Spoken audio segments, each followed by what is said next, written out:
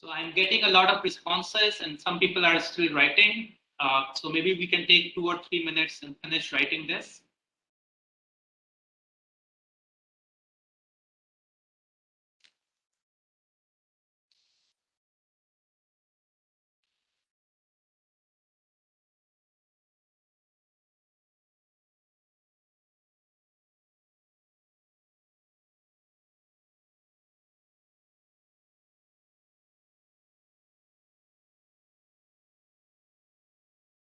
Okay, somebody is writing on the Padlet wall. Please don't write on the Padlet wall. Oh no! How to stop you from writing on the Padlet wall.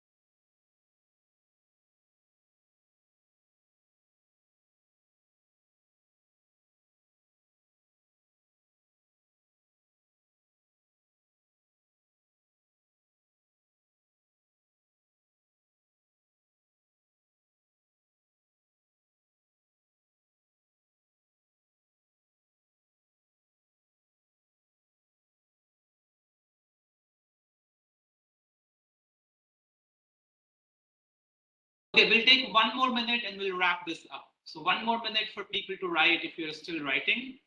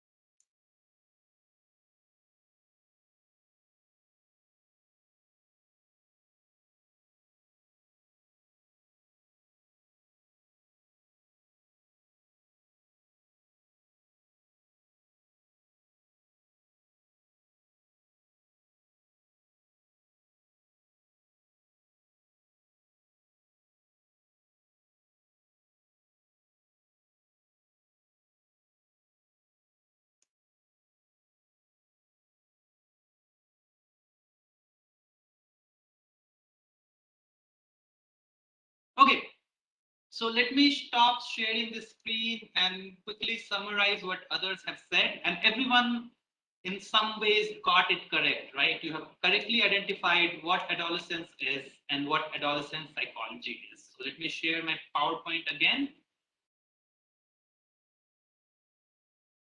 Okay, so one of the things that many of you have identified, that one of the key features of adolescence is that it's a transition phase.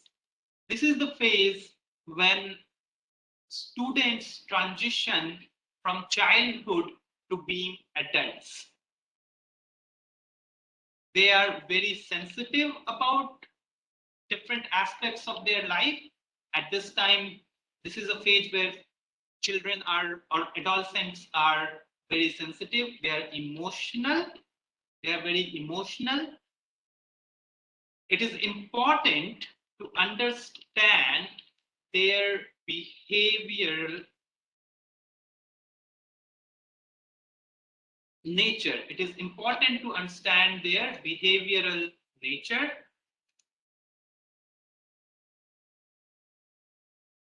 And what they are doing is, there is a lot going on in their mind, right? There are developments in their body, biological developments that happen, psychological developments that happen, cognitive developments that happen.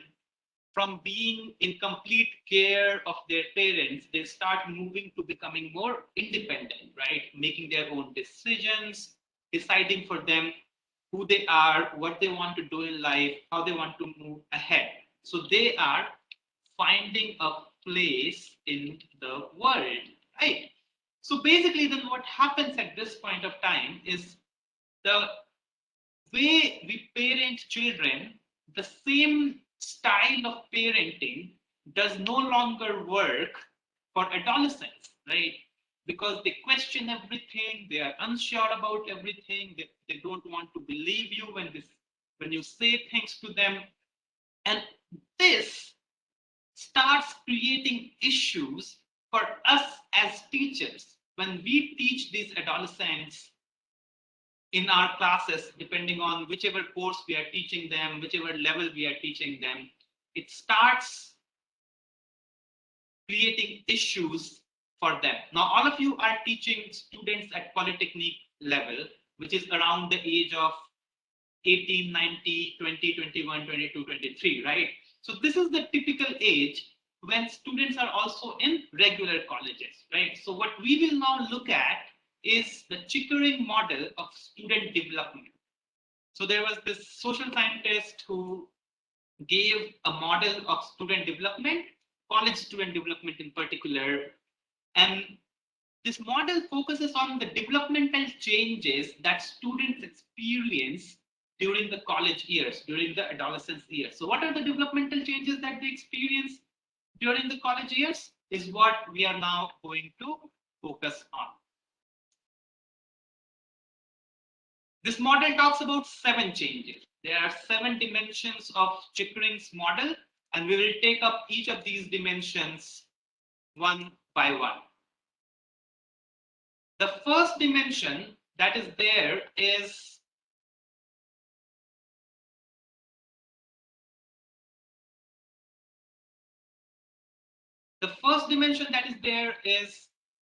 the dimension of developing competence. So what that means, at this age, students want to develop some kind of competence in them, right? They want to develop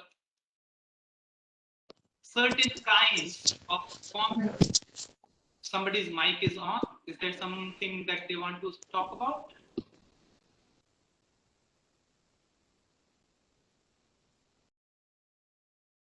Okay, no.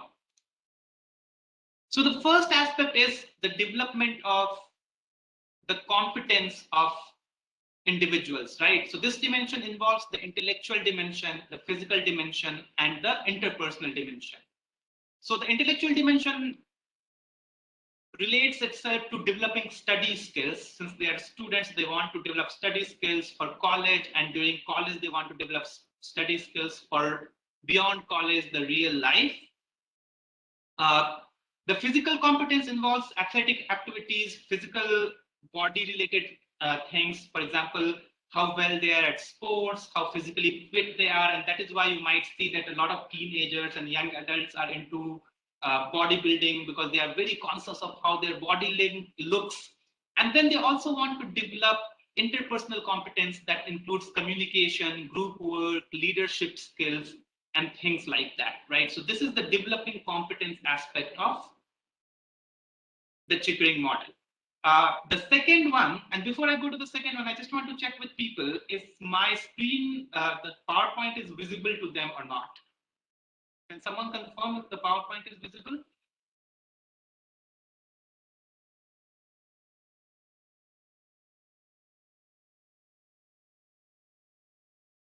Yeah, it's visible. Is it visible? Is it visible now? Yes. Okay, thank you. The second aspect of the Chickering model is to manage emotions, right? So, as someone rightly pointed out in the Padlet, that this is the stage of life when the individuals are very, very emotional, right? They have different kinds of emotions coming to them and they come and go and they're very quick in coming and going. These emotions include anxiety about future. They start becoming happy about things. They start becoming angry about things as they're learning more about the world. They become frustrated.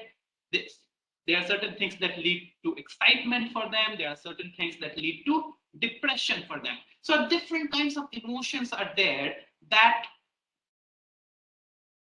individuals in the adolescence phase are dealing with, and they're learning how to express these emotions as well. So that's the second aspect of the Chickering model. The third aspect is to develop autonomy, right? This is the stage when students or children start disengaging with parents. They want to become less and less dependent on their parents, and they start forming friendship and they start trusting their friends more. They want personal autonomy, right? So they want emotional independence from parents. They don't want to anymore ask for parents permission for everything, right? So this is the other aspect, the third aspect of the Chickering model.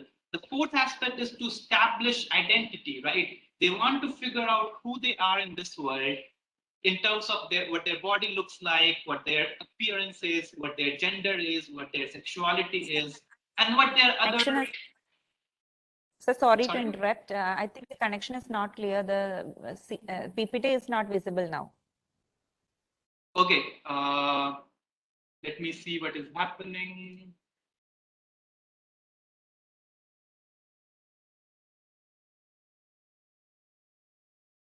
How about now? Is it visible now? Yes. Yes, sir. Okay. Yes, Thank you yes, for sir. pointing that out. Please do point out if sometimes the PPT disappears because it happens sometimes. Okay, so the next aspect is that uh, adolescents start establishing their own identity. They start figuring out who they are in terms of their body, appearance, gender, sexuality, and different kind of cultural, linguistic backgrounds and heritages. The next aspect of the Chickering model is that adolescents start forging mature relationships. They start forging relationships that are more mature than the relationships that children form, right? So, and that requires the adolescents to become aware of different people, start realizing that different people are different, they behave differently. And this is the time when they also start developing intimate relationships with people who they want to see as their life partners as well. The next aspect of Chickering model is developing purpose. This is the stage when adolescents start figuring out who they are, how they want to be in this world, what are the things that excite them, what they want to do career-wise, and things like that, right? And the last and the final aspect of the Chickering model is to develop an integrity, right? So what this means is, as all of these aspects are happening in an adolescent's life, what also happens is they start seeing some kind of tension between their own interest. They want to do something, but there's a social responsibility that they also realize that they have. There's a family responsibility they have, right? They have different kinds of responsibility, right? So they try to bring the two aspects of self-interest and social responsibility together and try to put them together as one integrated aspect of their life. So they start developing integrity in their own lives. So this is the Chickering model of student development. Any question about this model? Any thoughts or comments before I start going to the next aspect, or next thing that I have on my slide?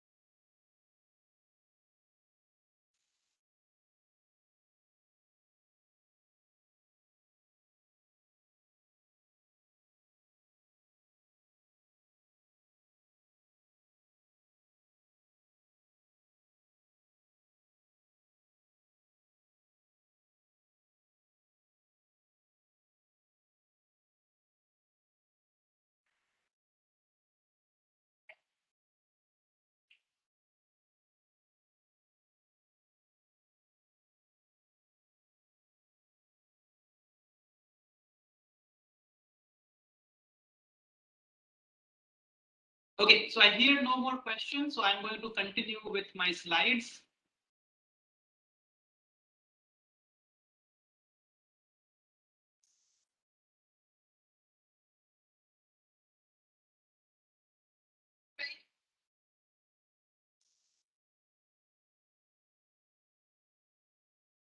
Now, at this aspect where there's so much happening with individual life, right? They're trying to develop a sense of self. They're trying to forge mature relationship. They're trying to establish their identity, autonomy. They're trying to manage emotions.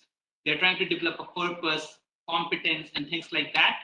There are two aspects that one needs to keep in mind while teaching adolescents. Two aspects influence their learning a lot, right?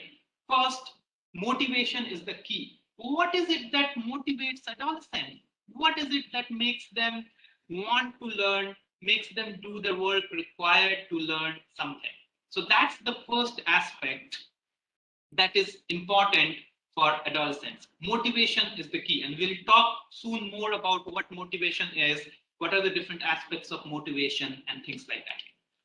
The second aspect is that the learning environment in which the learners are located, these adolescent learners are located, the kind of learning environment, the kind of course climate in which they are located may also play a very, very strong role. It may persuade or dissuade learners. So that's the second aspect of adolescent psychology that we need to keep in mind. So these are the two key aspects: motivation and learning environment. Now, there are other aspects of learning as well, but I'm going to focus on these two key aspects for our session today. Talking of motivation, now I have a case study for all of you. You can see a small story on your screen. What I would like you to do is to read through the story and figure out what is happening here. Read this story and figure out what is happening here.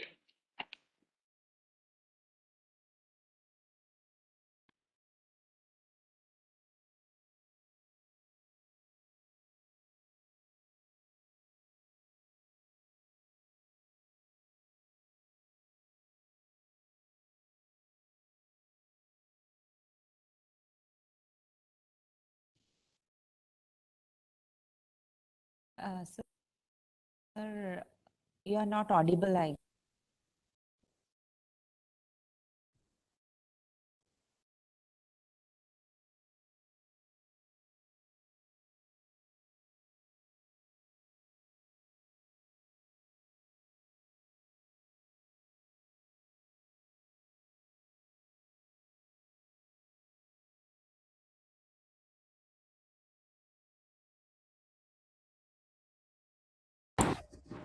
Screen.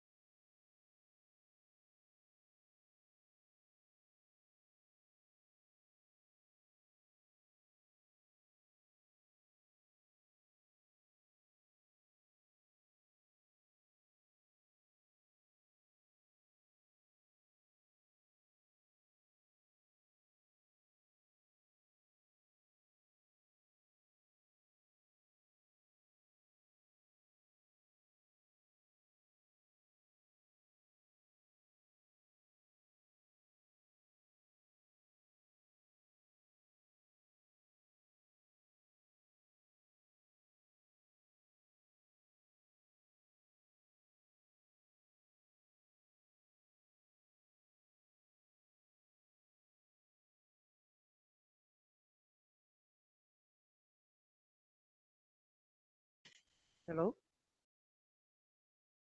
Hello, excuse me. Not audible. I think he has lost connection. Let's wait for some time. Oh, it's okay.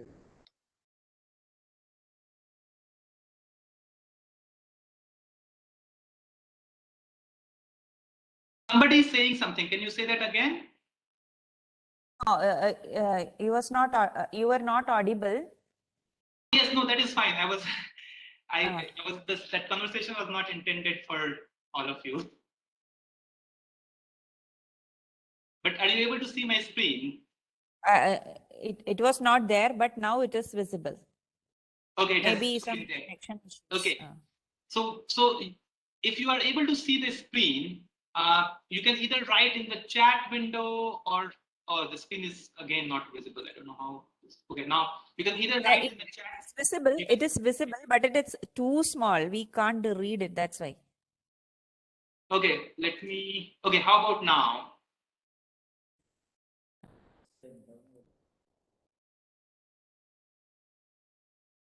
And I'm also going to copy paste it in the chat window, just in case people find it easier to read it in the chat window.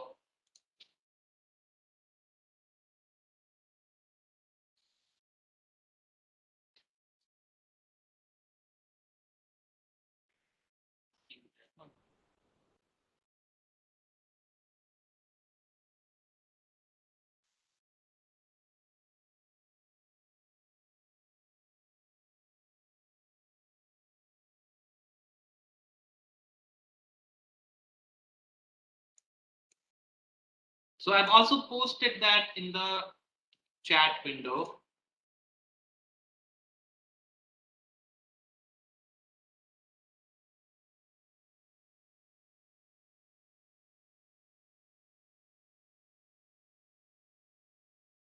So for those of you who can't read it, you can read from here, the chat window or the slide, either is fine.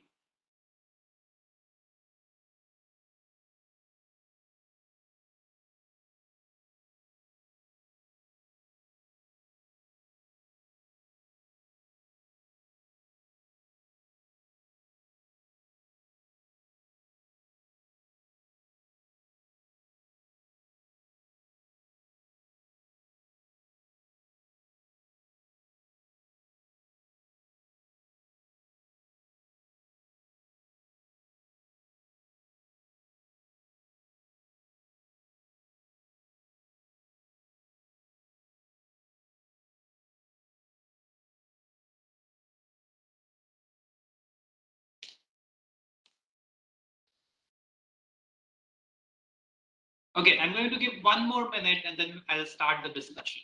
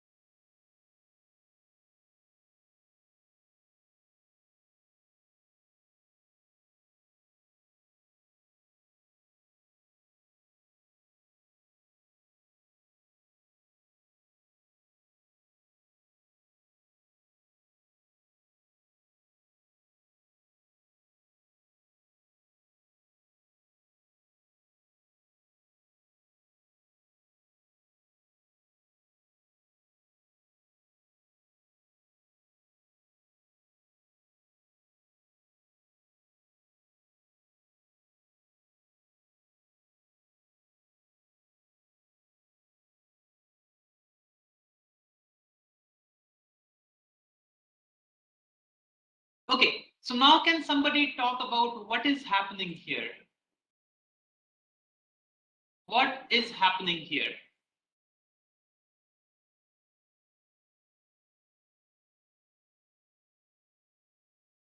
So what is happening in this story?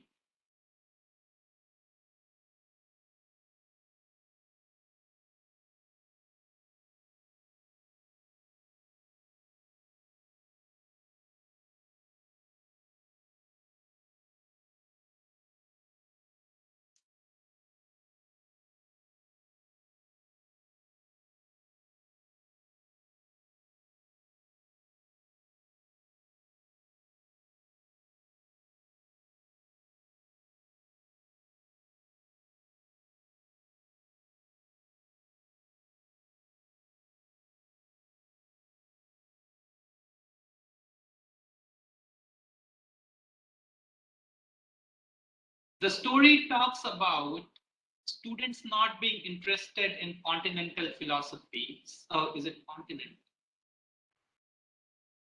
Yes, continental philosophy. What is going on? Why are students not interested? And on the other hand, the teacher is very much interested. And the teacher, it seems like, has done a lot of preparation for the course. So why are students not interested? What is going on?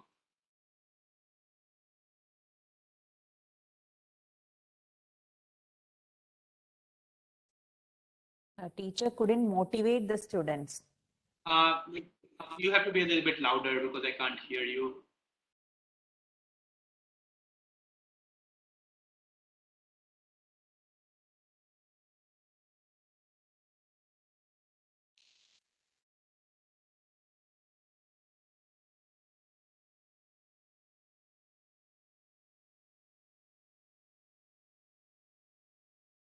Area of interest matters. That's a good point. So Siji is saying that the area of interest matters. So what do you think, Siji, is happening? Are students not interested in philosophy?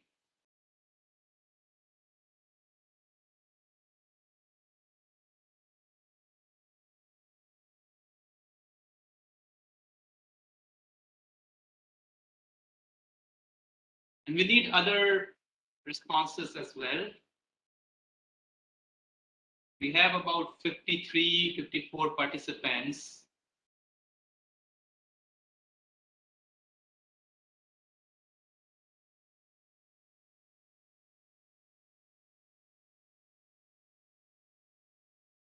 Sir, Yeah. the teacher is only, and the main issue in that regard is that it is totally a teacher-centric, not at all student-centric. The students are not getting any motivation or any necessary things which they actually need. Teacher is only concentrated in the topic which he is interested. Right. So teacher is concentrating on the topic in which the teacher is interested in. The teacher is not thinking about what the students are interested in, right? And that is what Neetu in the chat is also saying, right? It just seems to center around the interest of the teachers, right? And what that leads to is that the students are not motivated, right? And so what are the things that cause motivation in students, that lead to motivation in students? So we will come to that again. Now, let's look at another story. Like we will look at story number 2. So I'm going to first put the story in the chat window.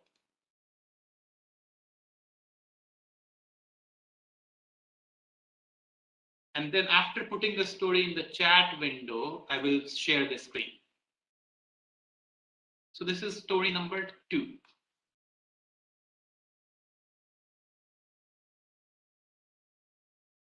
So I put the story in the chat window. It's a 2-part story, the first part and the second part. And now let me share my screen.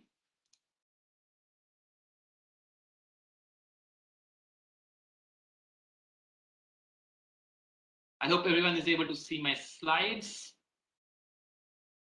Please let me know if my slides are not visible. But this is the second story. So I want everyone to read the second story and then tell me again what is happening.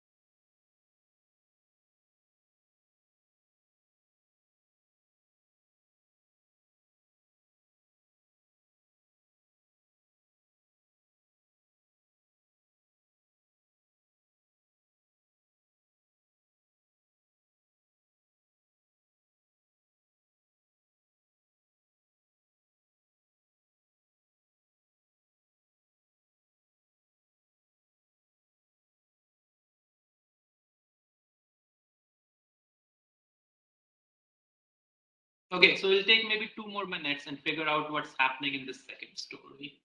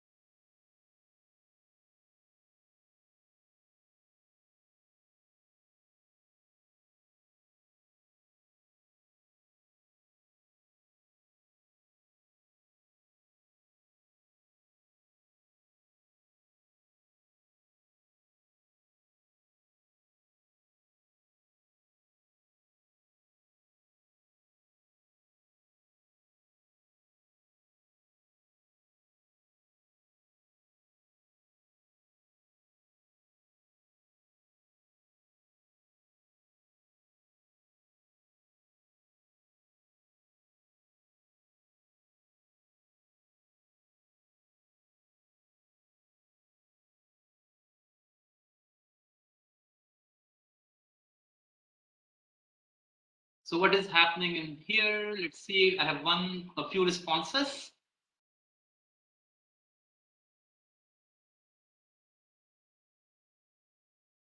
Students are not showing interest, but why are they not showing interest, Devyashree? So Devyashree is saying that students are not showing interest, but why is that? Sajeev is saying that the message given to students was wrong. But why was the message wrong, Sajeev? Abdul Wahid is saying that students are thinking, I cannot do it, so they just stay lazy, right? So students are thinking, oh, I don't know how to do this. I don't think I can do it. So why to do anything? And they don't do anything at all. Sheena is saying that the teacher should always introduce a subject with positive motivation, right? The teacher should always introduce a subject with positive motivation. Here, the teacher introduced the subject to students with a lot of negativity, and that led to students become more lazy, more inattentive, not putting in any effort to learn the course. So that is in some ways correct. So what we will do is now we will look at it from a more detailed perspective. We will look at these two stories and how learning happens in adolescence from a more detailed theoretical perspective, and we'll bring different theories of motivation together to understand how we can design our own teaching and learning to help students better. So that is what we will do next.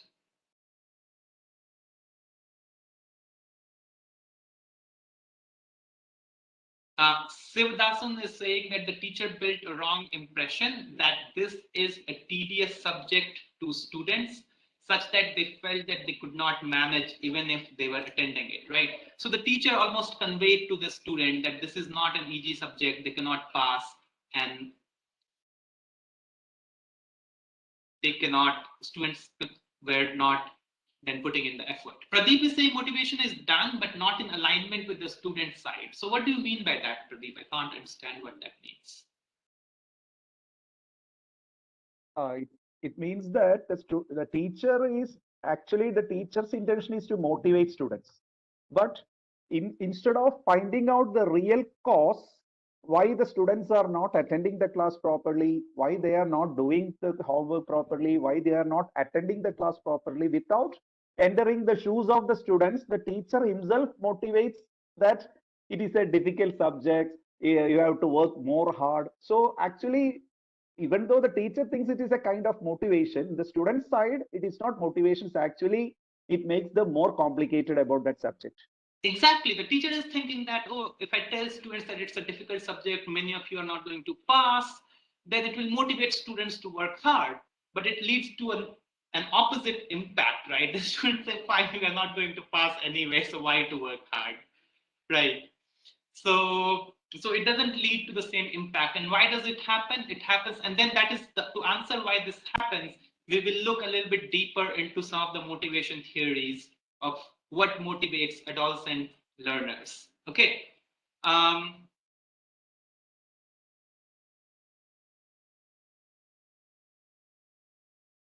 So I want to take a break, but before I go on a break, I want to leave everyone with this graphic, and then we will come back from a break, and then we'll talk about this graphic in a little bit more detail, right? So if you can see the screen, if you think of adolescent learners, students that you teach, there are two aspects that motivate students.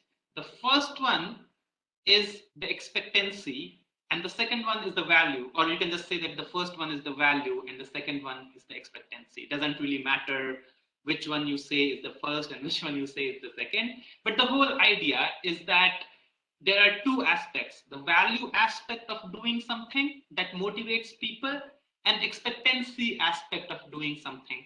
Can I do this? Like the feeling that I can accomplish something, I have the capacity to accomplish something, is called expectancy, right?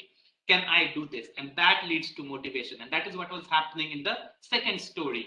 The teacher already killed the motivation or expectancy of students. The teacher already said 1/3 of you will fail. So this feeling that I can do this was already gone from students. So that also, this expectancy of doing something also leads to motivation. Now, motivation leads to goal-directed behavior, right? So people have goals, students have goals, especially adolescents have goals. As we saw in the Chickering model, they have multiple dimensions of development and hence multiple types of goals. And this motivation leads to goal-directed behavior, which supports learning and performance. So at this point of time, I do want to ask people if there's any question.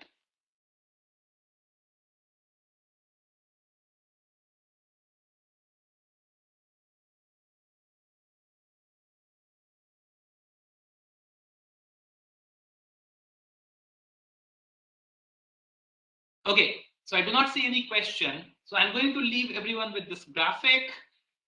We will come back at, this time is 2:27. So we'll come back in 10 minutes. So at 2:37, we will be back.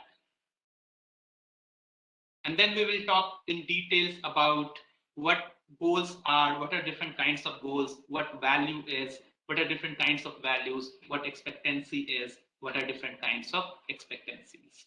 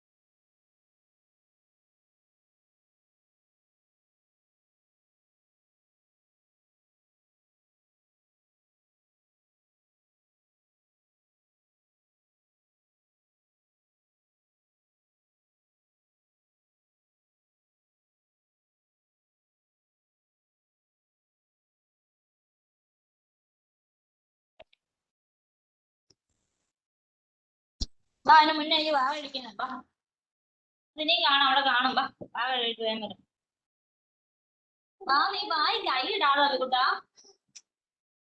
ചീത്ത അതെനിക്ക് വേണം എനിക്ക് class കൊടുക്കാനാ അവിടെ എനിക്ക് class കൊടുക്കാനാ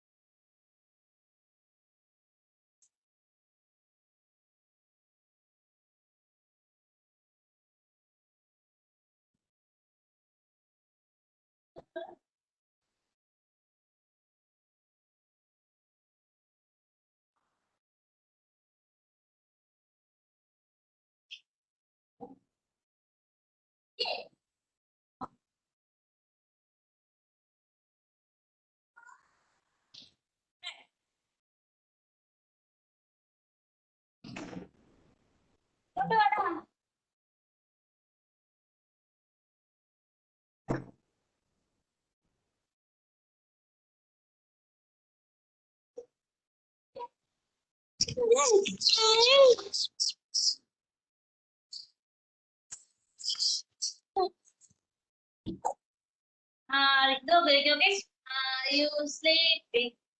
you sleeping brother John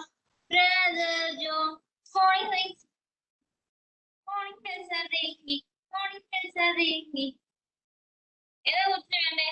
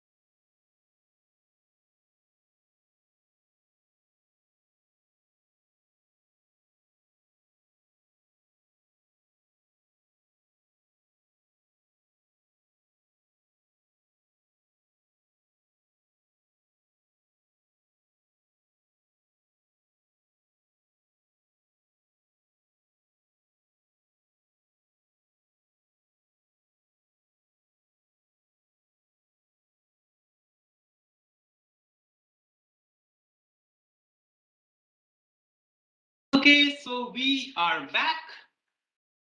Welcome everyone to the second half of this session.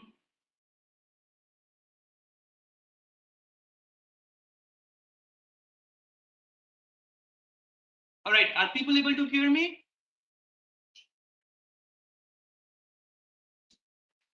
Yes, sir. Okay. Sir. All right. So let me go back to my slides. So we started talking about, and is my screen visible as well? Is my PowerPoint visible? Yes, sir. Yes, no? Yes, sir. Yes, sir. Okay, PPT is perfect. also visible. Okay, thank you. So we started talking about how expectancy and value lead to motivation that lead to goal-directed behavior, eventually leading to learning and performance in students. The next thing is then to think about what is goal, right? What is this goal? Like we're talking about goal, but what is this thing called goal? Right. So goal is nothing but an organizing feature of student behavior. Students organize their behavior around goals, right? They have life goals, and we just saw in this Chickering model how many different kinds of goals that they have. There are so many issues that adolescents are dealing with, and hence they have different kinds of goals: interpersonal relationship formation, developing a sense of identity, gaining competence. So there are multiple goals that they have, right? And they organize their behavior around these kinds of goals. So now the next question is, I want everyone to go to this Padlet link and think about your students, right? Think about the students that you have and think about the different kinds of goals your students have, right? Think about your students and think about the different kinds of goals. So what are the different kinds of goals that your students have? So let me stop sharing. Stop sharing.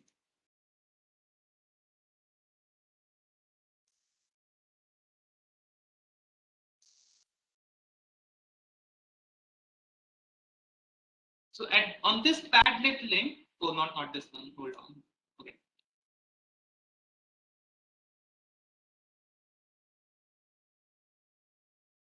On this Padlet link, I would request you to go and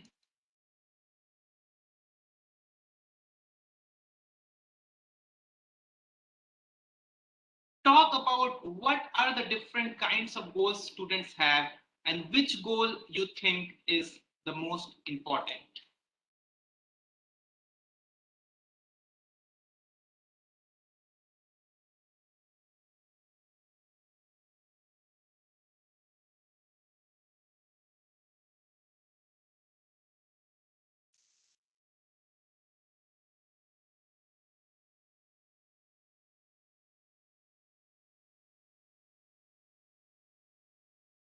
What are the different kinds of goals that students have and which one you think are the most important for them?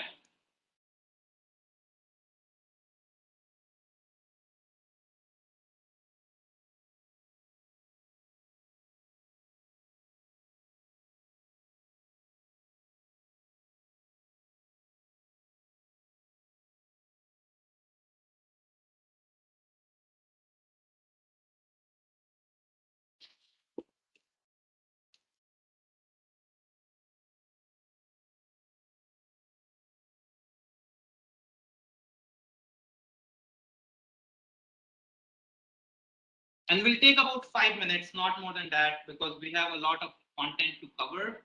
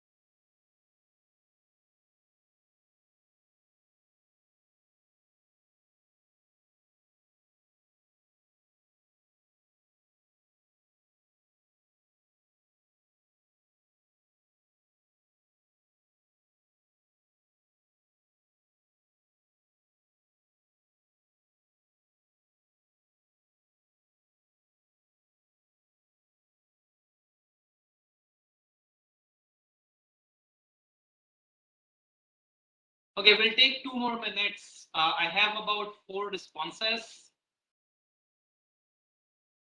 The students come with, let me share my screen.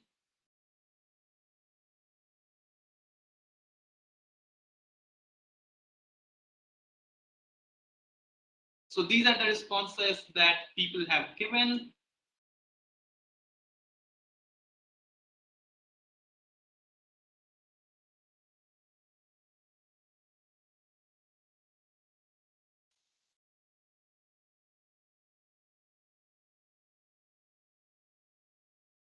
Job, family, enjoyment, get a good job, successful in life, getting a course certificate, good placement, getting diploma.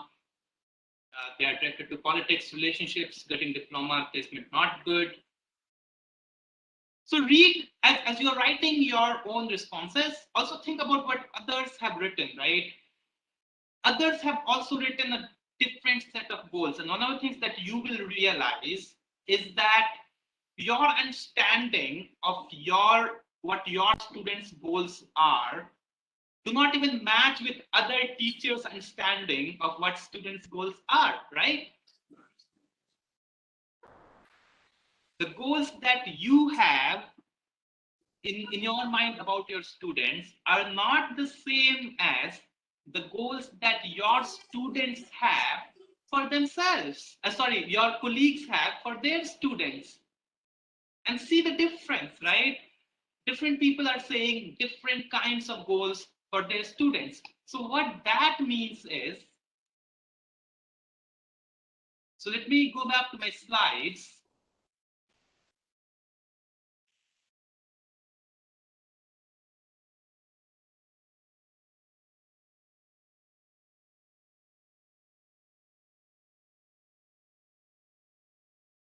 So now, if you can see that there are different goals that students have, as you all wrote.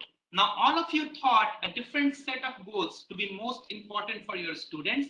And what you thought as a goal that was most important for your student didn't even match what your colleague thought, what other teachers thought that was important for students, right? So there is a difference between what you think are students' goals and what a student thinks is their goal. There's a difference between a teacher's thought about what students' goals are and what a student thinks about their own goal. And we have to keep this in mind when we think about goals. Now let us look at the different categories of goals. The first one, the first category of goal is the performance goal, right? So what this means is this category of goal focuses on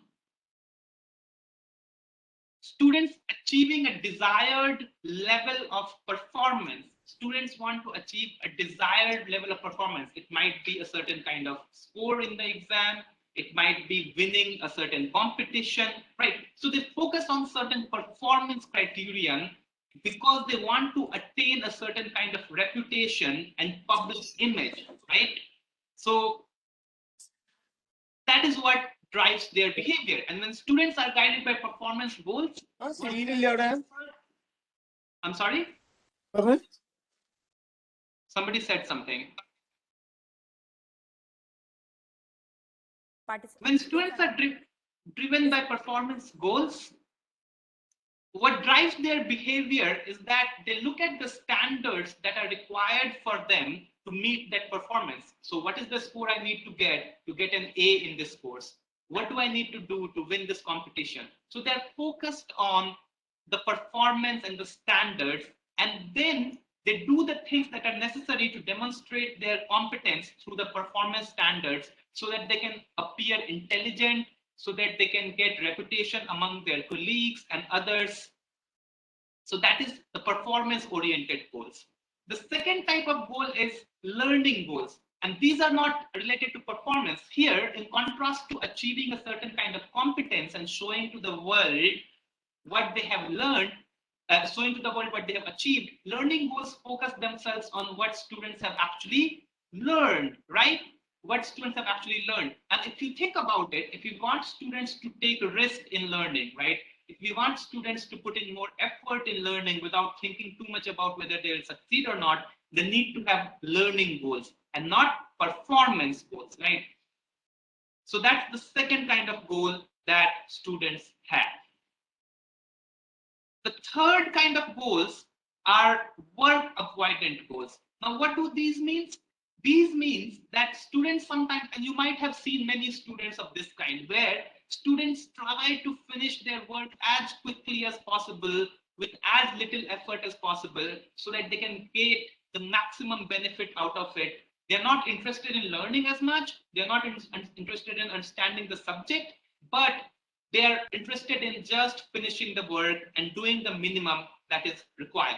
So this can be another category of goal. And this is what might be happening in the philosophy course, right? Students are not interested, although the professor is putting in so much of effort in teaching the philosophy course, the continental philosophy course, but students are not interested. So all they are worried about is doing the minimum so that they can get a good score or just pass the philosophy course. Now, the next kind of goals are called affective goals. Affective goals, right? So what do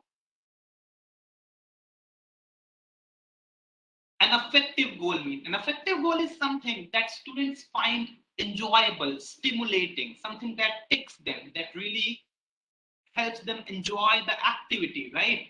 So somebody might want to design, let's say, a solar panel, because that is something that's very exciting. A lot of students want to design robots because that's very stimulating, that interests their brain, that gives them a certain kind of excitement. So this is called affective goal. The last kind of goal is social goal, right? So the goal that students have about building their social life, about building relationships, about making friends, about having romantic partners. So this is the next kind of goal, that is social goal. Now, students have all these different kinds of goals. Sometimes they can have all different kinds of goals together. Sometimes they can have goals that are in competence. They are competing with each other, right? So sometimes when you want students to pay attention to the class and finish the homework or the project, they might be having a social goal of meeting their friends, right? Because they want to build a friend circle. So sometimes different categories of goals may also compete. However, let's say if you have a class where you are asking students to do project in groups, then their social goals and learning goals can also be brought together, and students are building friendships as they are learning the course material. Now, one thing that one has to keep in mind as teachers is sometimes different categories of goals that students have for themselves may clash, and what we need to do as teachers is to avoid that clash.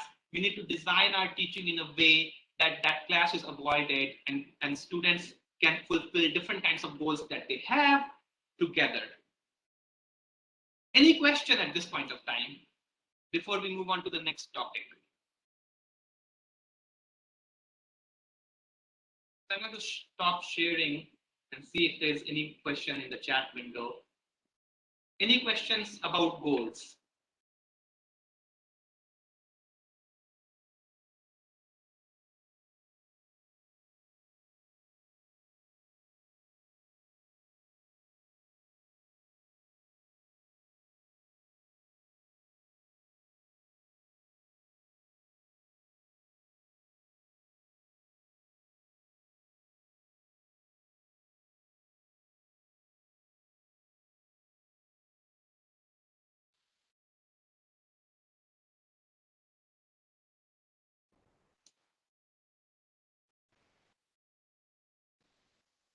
Okay, so now let me share my slide again and go to the next aspect, which is value. So the other thing that we talked about in terms of student motivation was the value that students get out of a learning activity. So the value is nothing but it denotes the level of importance that the students place or the learners place on the importance of any learning activity or task. What is the value that students derive out of learning something? Now, there are three types of values. The first type is attainment value. Now, what does attainment value mean? Attainment value is nothing but what a student gets from attaining or accomplishing a goal or a task, right? So if you ask students to design a robot, the value that the student gets from finishing the task of designing the robot is the attainment value, right? So that is the value that sometimes drives students. The next type of value is intrinsic value, right? So what intrinsic value is, the value that one gets from doing something, right? So for example, I like teaching. I really enjoy teaching. So I'm not much worried. A lot of times I will teach without worrying about the outcome of my teaching. I definitely want the outcome of my teaching to be good, but I just teach because I like teaching, right? So this is called the intrinsic value that I derive from teaching. Similarly, students may derive intrinsic value from learning something. Somebody is interested in biology, so they will just learn biology for the sake of learning it without thinking much about what the outcome of that might be. The next type of value is the extrinsic value, which is not there on the slides.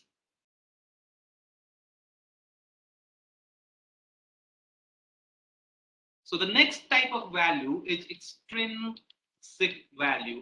Now, what does extrinsic value mean? Extrinsic value is something that is derived through attainment of something, right? So if somebody is, let's say, focused on getting a degree, they are learning because they want to get a good score, passing mark, and then that will help them getting a degree. So that is called extrinsic value. Now, one thing to keep in mind is that a lot of times values can be combined together. The same activity can have attainment value, intrinsic value, extrinsic value. So for example, if a student is designing a robot that can help them achieve attainment value, the same thing can help students achieve intrinsic value in the sense that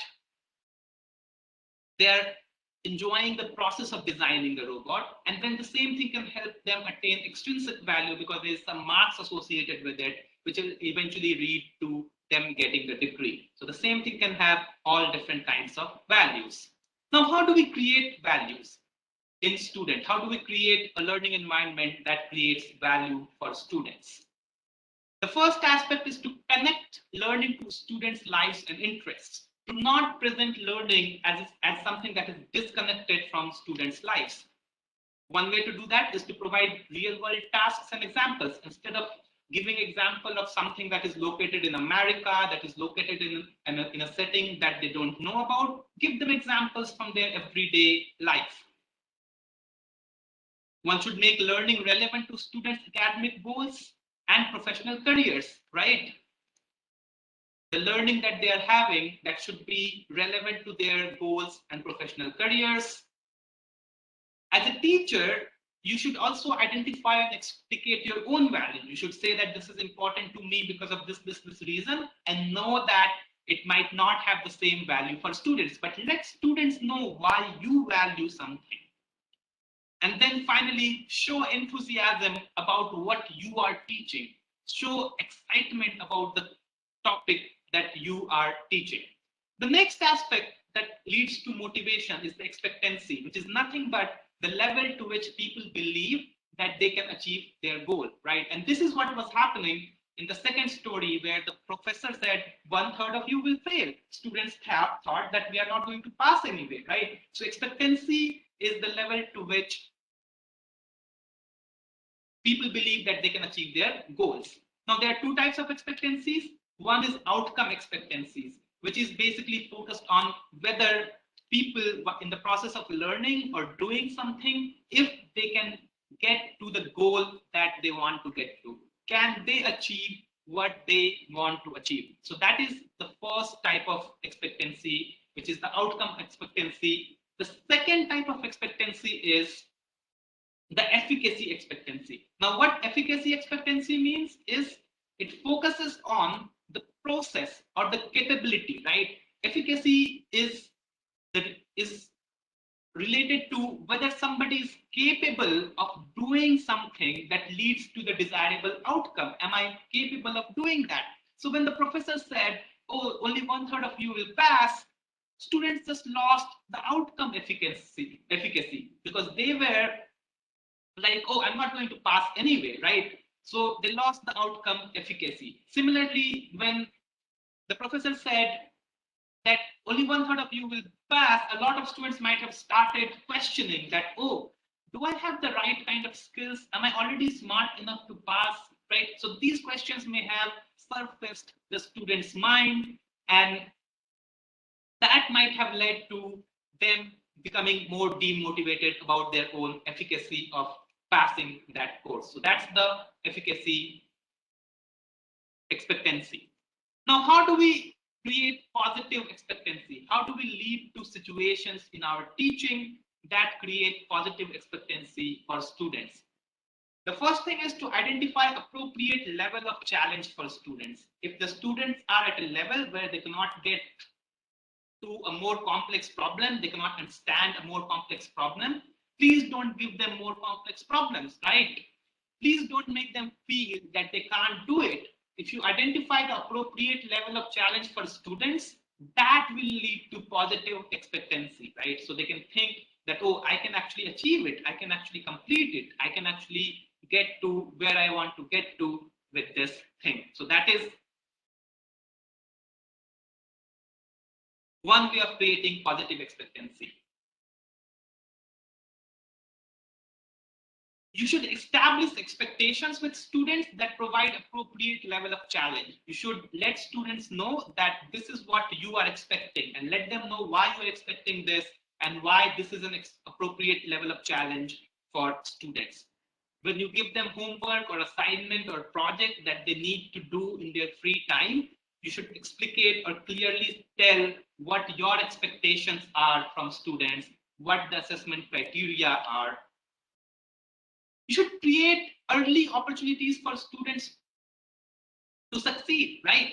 So instead of, a lot of times what people do is, and they do the same thing as the second professor did, the same mistake, they give something very difficult in the beginning to make the students become fearful, right? It's actually the wrong approach. The correct approach is to give something easy to students in the beginning so that they can taste early success, right? They can taste early success. They can start thinking that, oh, this is something that I can actually do on my own. This is something that I can successfully complete. This is something that I have an ability or capability to complete, right? So create that early opportunity for success for students, and then also provide targeted feedback. If the student is not able to do something correctly, is having some kind of difficulty in doing something, or is doing something wrong, pinpoint what exactly the student is not doing correctly, provide feedback that is constructive, that tells them how to do things correctly, instead of demoralizing them and telling them you can't do this, right? So these are the ways to create efficacy. There are more ways. Providing success strategies for the course. When you are teaching a course, let students know the steps that they need to take so that they can become successful in their course. What are the things that they need to focus on to become successful in that particular course, and how to get a good score in that course. And then finally, have a little bit of flexibility in the course, right? So sometimes when there are assignments or exams or project reports that students have to submit, there are issues that students go through, right? Students struggle through a variety of issues. So it's important to allow for a little bit of flexibility so that students can actually do things in their own time, give them a little bit of more time if it's needed, and students can control their own learning, and that also leads to positive expectancy. So that finishes our conversation on how to improve student expectancy, or how to create positive expectancy among students. At this point, I want to ask if there's any question from the audience. Any question about goals, values, or expectancy?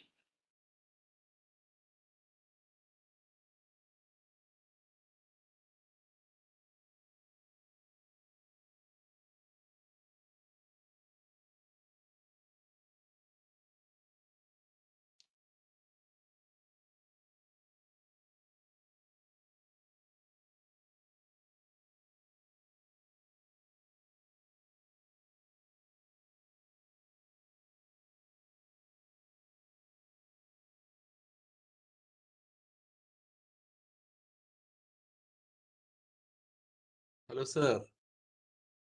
No? Okay. So I'll Okay, wait for maybe 30 more seconds to see if somebody wants to type a question, and then I will move forward. Sir, on your experience, which type of goal is more valuable, sir? From my experience, what can you say the question again? On your experience, which type of goal? Goal around 5 types of goals are we discuss about. Which type of Right. goal is more valuable? So are you asking which type of goals are more important goals? Yes, more valuable. So values. Let me go to the slide of values.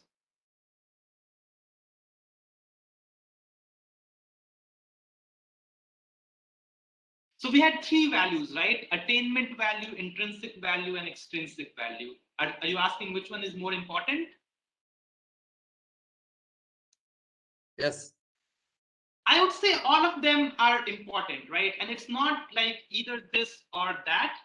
As I said when I was talking about this, that the same activity can lead to all different kinds of values, right? So if, let's say, if you're asking students to design a robot, now some students may derive the value from attaining the outcome. So they might be motivated with attainment value. Some students may derive the value from intrinsic value of doing this activity, and some students may derive the value from just getting a course grade. And the question is, and then sometimes students have a mixture of values, right? Some students enjoy the process of learning, but also want a good grade, right?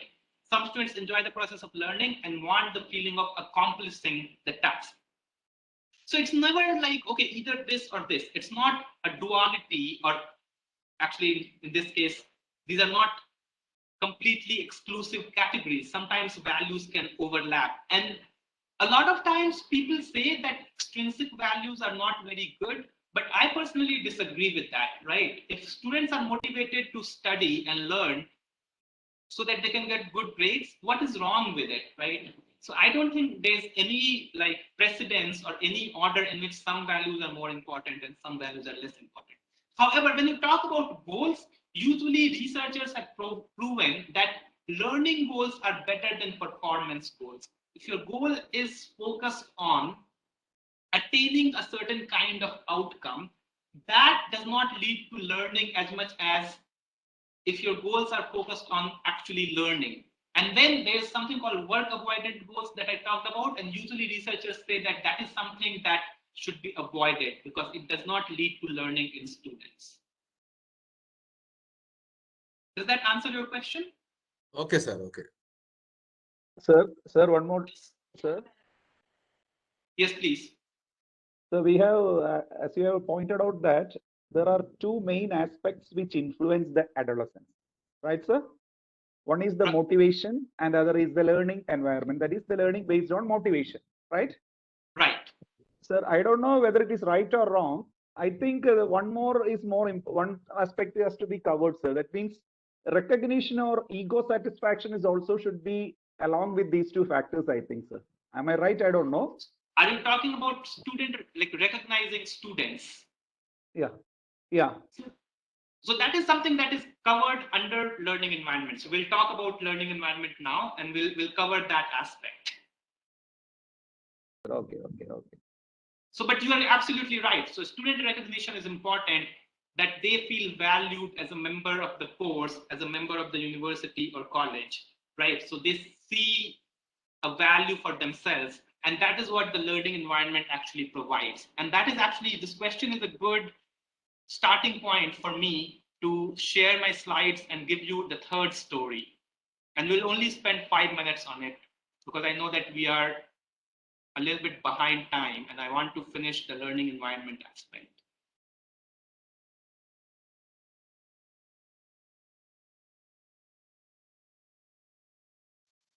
So this is the third story. It is coming in 2 parts. And then please let me know, as you are reading the story, please let me know what is happening here in the third story. And we'll finish this in 5 minutes.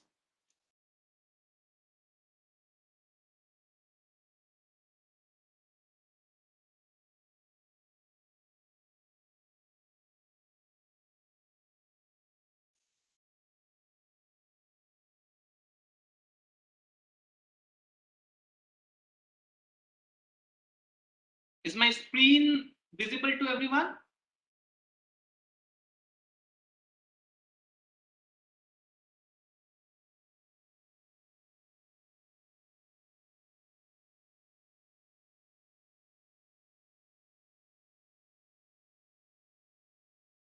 Okay, so this is the third story. Let's talk about what's happening in this story.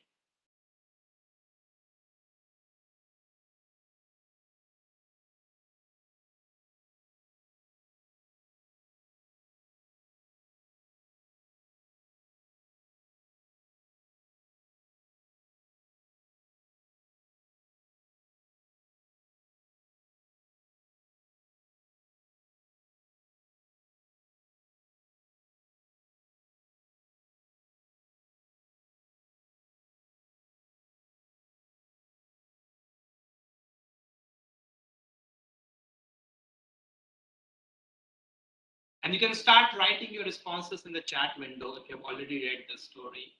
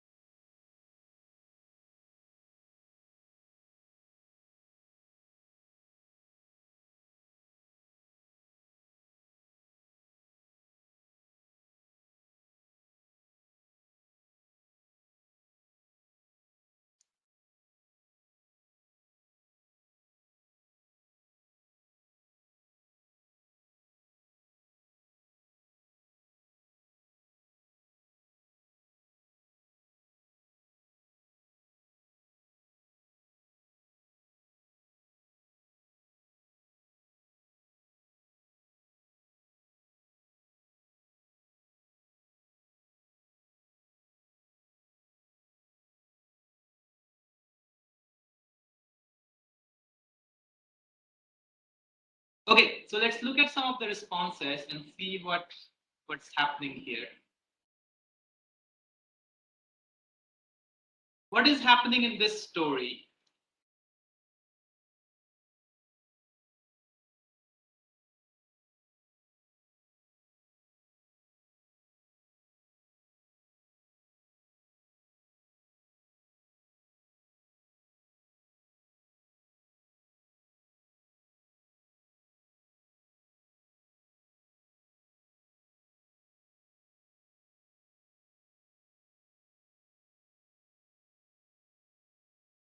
Right, Pradeep, you are right. So female students think that they are not recognized, their work dedication is not appreciated. And this is something that someone just said, right? Student recognition. Do we recognize student as a valued member, right? And here in this story, the female students think that their work is not recognized. Anything else that is happening? If you look at the first part of the story, the second thing that is happening in this case is that the professor is paying extra attention to female students, right? Is not treating the female students as their male students. So there's also a differential treatment that is happening, which male students can also see as happening in the class. So there are two things happening. The TA is being very rude toward female students. In order to provide support to female students, the professor is actually showing behavior that is very visible as favoring female students in the class. So there are two things that are happening. And of course, the result of this is that people are not happy, especially the female students are not happy. So, and why this is happening? This is happening because now I need to share my slides.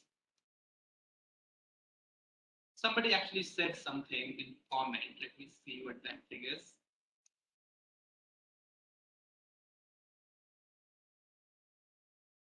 Oh, no, nothing. So let me share my slide again. So one thing that we need to recognize are that students are not just intellectual human beings, right? They are also social and emotional beings. And these dimensions, so student development from an intellectual point of view, an emotional point of view, and social point of view interacts with the classroom climate. And that leads to learning. The learning does not happen, student development does not happen in isolation.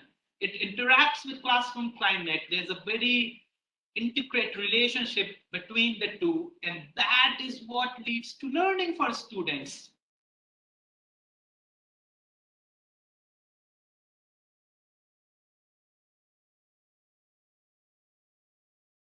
So now what are the things that affect the course climate in a particular course? Stereotypes. Are we stereotyping students? Are we saying male students can do this, female students cannot do this, or female students are meant for that, male students are not meant for that? Making remarks about students' castes, making remarks about students' backgrounds in terms of their socioeconomic status, making remarks about their linguistic abilities, and things like that. So having these stereotypes. The tone.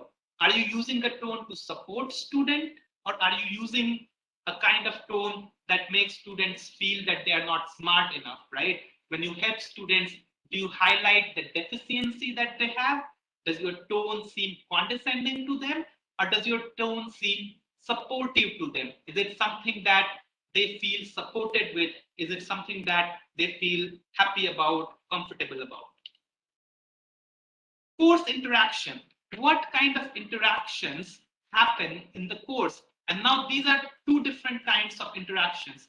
The first one is interaction between faculty and students, and the second one is interaction between students and students, right? So what does faculty interaction mean? What is good faculty interaction? An interaction that shows that faculty care about students, they care about student learning, they are available for students to help them at different times in their needs, right? So that is something that creates good classroom climate. Similarly, student-student interaction is also important, and that interaction pertains with how students perceive other students. Do male students think that female students cannot do mechanical work, right? Do students from upper caste think that engineering is not meant for lower caste students, right? So, or do rich students think that there are certain things only people with upper socioeconomic background can do? So what kind of student interactions also happen in the course matters and influences the course climate. Now, course content is also equally important. Now, one will say, okay, how is course content important? Course content seems to be something that is very neutral. It is actually not, right? The way you present the course content, the kind of examples you take in teaching your course, the kind of case studies you take, do your case studies focus on only one kind of student? Do your course studies relate to only one kind of student, right? Do your course materials only relate to students with a certain kind of background? And that can start alienating students, because students then will start feeling that this course is not meant for them. This course is something that they don't understand. If you're teaching a course, do you put perspectives from different groups of people, right? So if we are looking at the impact of designing a particular dam, are you only putting the government perspective, or are you also putting the NGO perspective? Are you putting government, NGO, both perspective, but are you also putting the perspective of the general public? Are you putting all kinds of perspective, right? So course content also creates a particular type of class environment which can enhance or impede student learning. Now, how do we enhance the course climate. How do we make course climate a healthy one? The way to make the course climate a healthy one is first to make uncertainty safe, right? So students are learners in your course. They are there to learn things. They are not sure if they know the things correctly.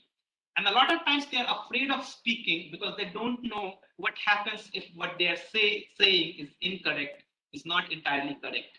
So make that uncertainty safe. Not knowing is okay. Not knowing what the outcome of things will be is okay. Make that uncertainty safe. If they are doing something for their learning, tell them it's okay if they don't succeed. Tell them that it's okay if they don't know if they will succeed. And tell them that you are sometimes also uncertain about whether things will succeed or not. So making uncertainty safe, normalizing mistakes. Say it's okay to make mistakes. I actually have known professors who will intentionally do mistakes while teaching. And the reason why they do mistakes is a lot of times they do mistakes to see if the students catch their mistakes. That is not the right approach. The reason why these professors do mistakes is to tell students that even professors do mistakes and it's totally okay to do mistakes. Now, if you had seen my slides, there were a lot of grammatical issues here and there, right? And I was correcting them as I was talking about the slides. And it's okay to do mistakes. It's okay for you to do mistakes. It's okay for your students to do mistakes. It's okay for everyone to do mistakes. And when students get this message, they start feeling more comfortable in a course. It's a good idea to resist one right answer because things have multiple perspectives and students should be able to speak about multiple perspectives. And you should perpetuate this idea that everything has multiple perspectives to it. And you should resist the idea that there is only one right answer that students need to get to. As teachers, we should reflect about our own assumptions, reflect on our own assumptions about students. What do we think of students? Do we think that these students are smart? Do we think that these students are not that smart? How are we treating these students? Are we treating these students as children? Are we treating these students as adolescents? How are we treating these students? So that also plays an important role in how the course climate is created and how the course climate is perceived by students. Avoiding stereotypical messages. So as I said, when I was talking about stereotypes, we should always avoid stereotypical messages. So for example, if you are talking to a female student and that female student is unable to solve a mathematical problem, instead of saying, oh yeah, that makes sense because you're a female and usually females are not good at solving mathematical problems, you're sending a stereotypical message, right? Or if you're talking to a student who is from a rural background and is struggling with English, and then you tell the students, yeah, of course, you are from a rural background, you will not know how to speak English. You're sending a stereotypical message. So avoiding these kinds of messages is another key aspect of creating a positive and encouraging course climate. Using inclusive language. And that is very important. When you're talking to students, what kind of language you use. Now, one of the things that I have often seen people doing is they refer to a student as he. They say, oh, when the teacher is teaching, he is doing this in the class. When the student is answering this question, he is doing that in the class. Here, you are not using inclusive language because when you are using he, what you are doing is you are assuming that each student in your mind is a male student, is a man. There is no woman student, right? And there's no third gender student. So you're not using inclusive language. Similarly, when you say that, oh, I'm having this party at my place, and I expect everyone to bring their wives. You're assuming that everyone you are talking to is a man who has a wife, right? You're not assuming that there might be some people in your audience who are women, who might have husbands. There might be some people who are not even married, right? So you're not using inclusive language that way. So using inclusive language is another way to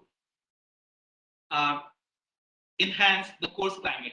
And the final way to enhance the course climate is to use diverse type of course content and diverse types of examples.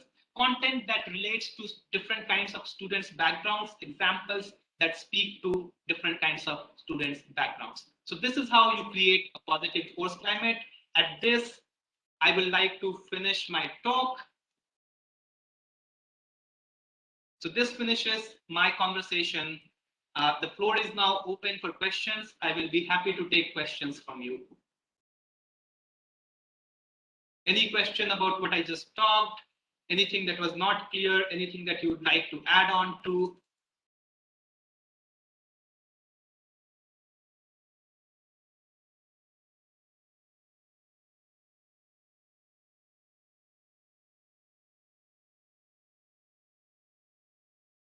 Dear participants, the session is open for discussion.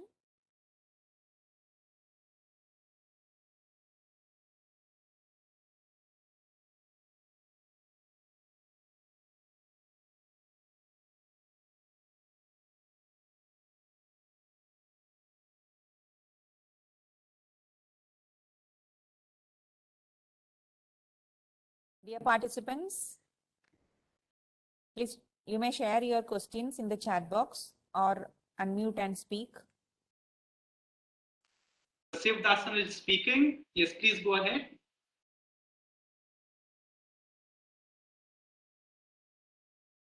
Sir, is it audible? Hello? Okay, I can't understand you. The voice is very low. Hello, is it audible? Yes. Sir, actually, in adolescence stage, mostly people will be studying in intermediate school or higher secondary school, mostly. So at that stage, they have to complete a very big, vast syllabus. So during Right. that time, the teachers or mentors, they don't get or they don't may have enough time to understand their feelings and understand their emotions. Mostly, we will be very hurry to complete their curriculum or syllabus. So in that stage, could you please suggest some remedies to solve these particular issues? Right. Do So you there have are any two. suggestions? Right. So there are two types of things that one needs to keep in mind, right? So there are certain things that can be only taken care of by the institution, be it the high school or college or university. So there are certain kinds of supports that only the university can provide. And as an individual teacher, you are not capable of providing all kinds of support. However, as an individual teacher, what you can do is you can again use inclusive language. You can have course content that is more diverse. You should not stereotype students. When you talk to students, your tone should be friendly and supportive and not condescending. So even if you have the pressure of completing the syllabus, even if you have the pressure of completing a huge amount of syllabus, you are still talking to students, you are still going to the class, you are still teaching them. There are students who are still asking questions, you are still asking questions of students. There's still some interaction happening, right? So these are the things that you can influence, that you can address, right? So this is where, as an individual teacher, my suggestion would be to take the first step. Okay, sir.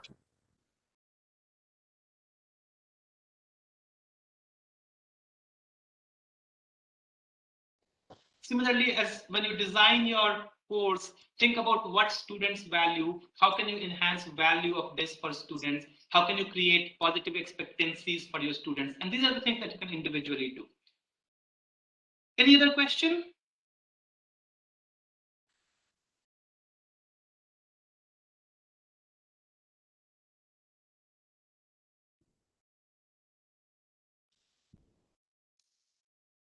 So what about the stress related to developmental changes of adolescence?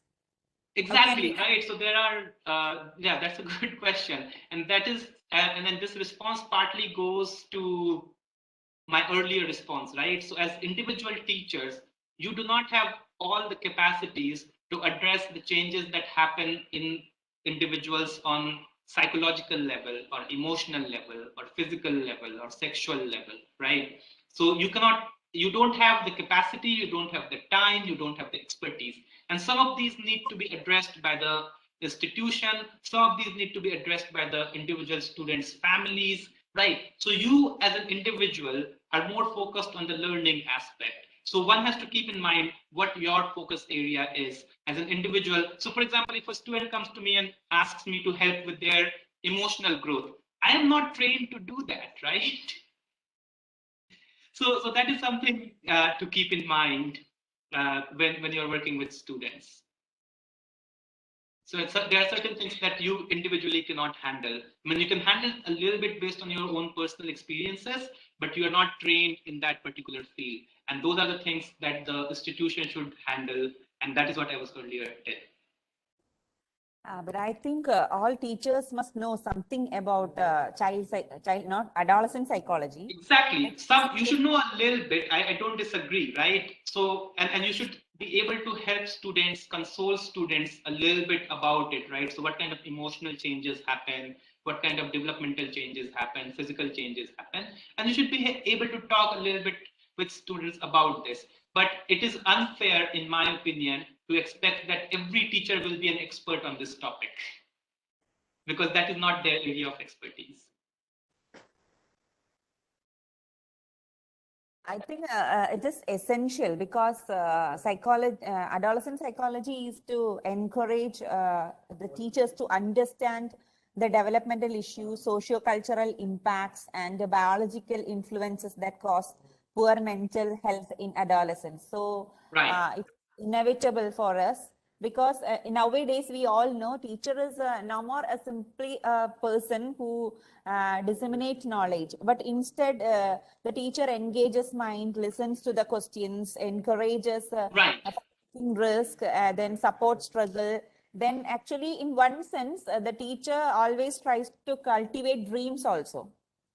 Right. So we all know in the current scenario, they are exposed to drug and such immoral activities.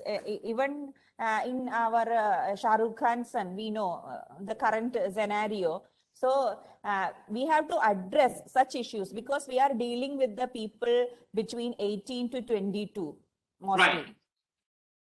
And that is true, right? Because the social development of students is multifaceted, as we saw in the Chickering model. But one thing to keep in mind is when we are dealing with this, we also need to then step back and think about, are we putting multiple perspectives? As you talked about the Shah Rukh Khan issue,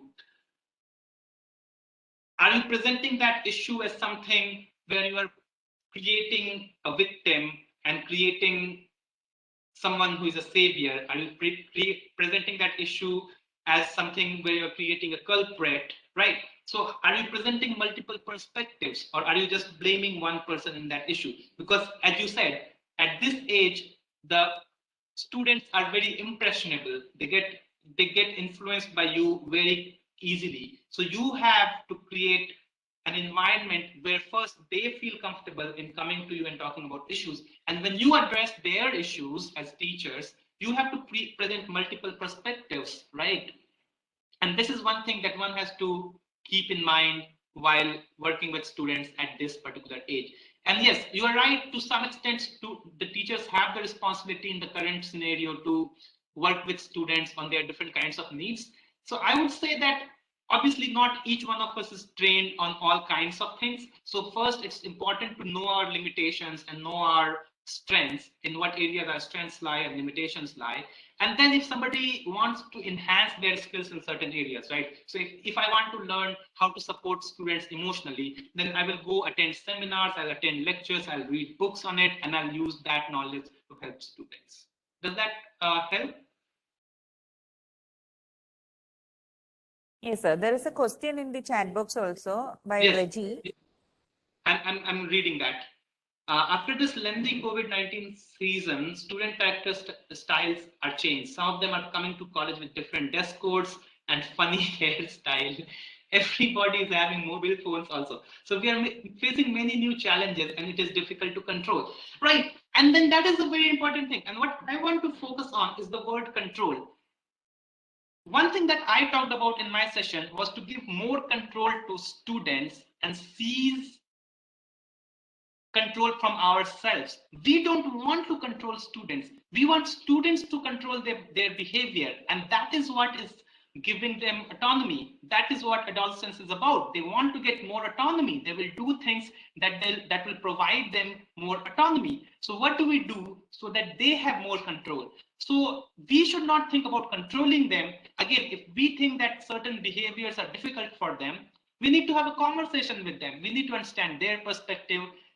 help make them feel that they are also recognized and valued. Nobody is providing them with direct imposition of rules and regulations. If they are coming with a certain kind of dress code that doesn't seem appropriate, we need to have a conversation with them. Maybe there's something happening in their family, right? Maybe the mom is sick.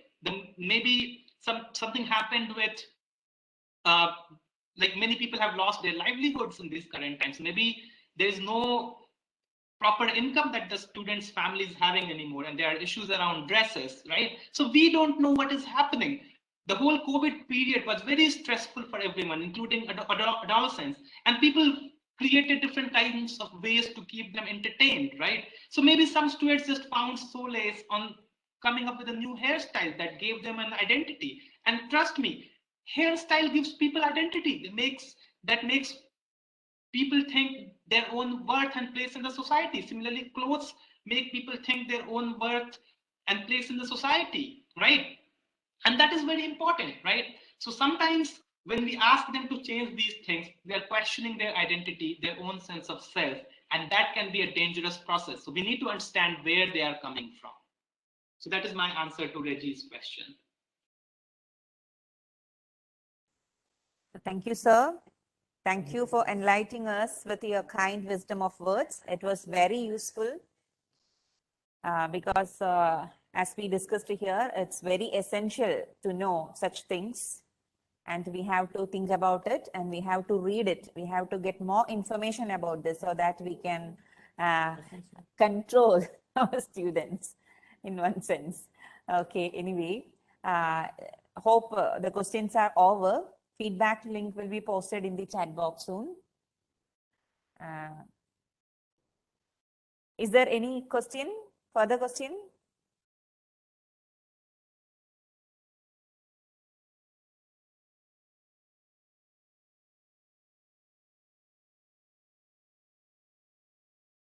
Okay. On behalf of this FDP committee, I would like to express my sincere thanks to Dr. Ashish Agrawal. Thank you, sir. It's a pleasure. Thank you. It was indeed a great time, and we could discuss from new topics, because we all know this current scenario, it has redefined both teachers and the students in many levels. So thank you so much. Thank you. Thank you, dear participants who are with us in the WebEx platform. Tomorrow, there are some questionnaire for you for tomorrow's sessions. We will be posting it in the chat box. Please complete it today itself. It is for the class for tomorrow. Tomorrow we will join you at 10:20. Please join us tomorrow at 10:20. So a teacher is someone who teaches something, but someone who inspires the student to give her best in order to discover what she already knows, says Paulo Coelho. So with this, we are concluding the second session of FDP. Thank you all. We will meet you tomorrow morning at 10:20.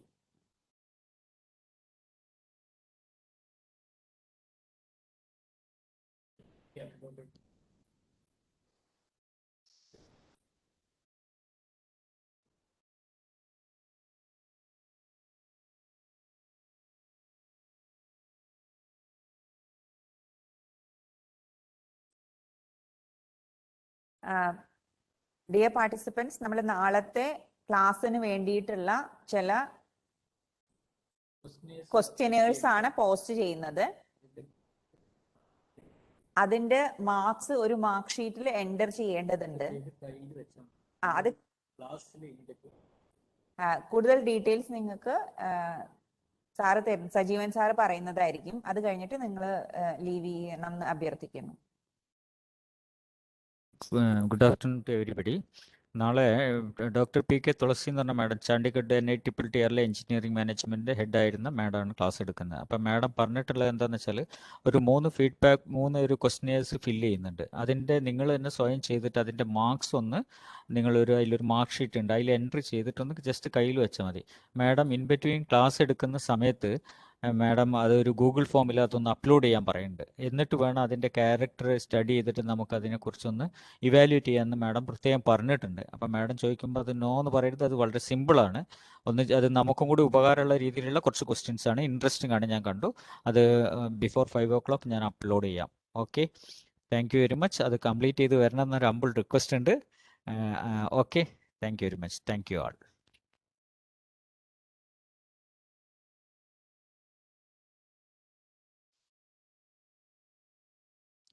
Close മ്യൂട്ടല്ലേ?